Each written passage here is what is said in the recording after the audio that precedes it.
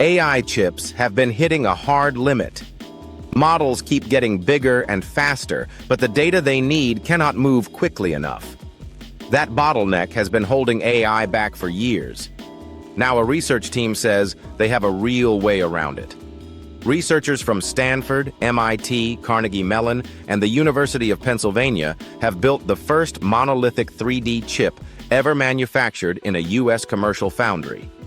Early results show performance gains up to an order of magnitude compared to today's flat chips.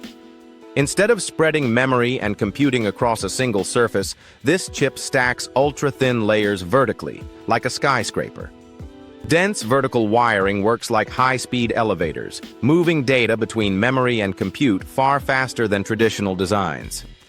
This directly attacks the memory wall, where AI processors sit idle, waiting for data.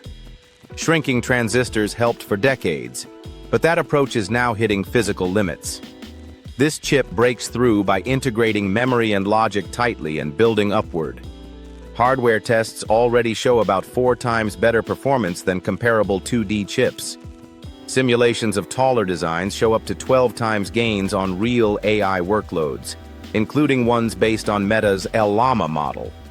If this kind of AI infrastructure matters to you, hit like, subscribe for more real AI breakthroughs, and comment on what you want covered next. What makes this even bigger is how it was built. The chip was created layer by layer in one continuous process at SkyWater Technology, the largest US-based pure-play foundry. This is not just a lab experiment. It proves advanced AI chips can be built domestically, at scale. The takeaway is simple. The future of AI is not just smarter models.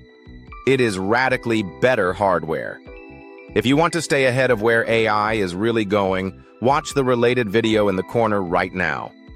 And if you are serious about using AI to create real business leverage, take action, keep learning, and do not fall behind.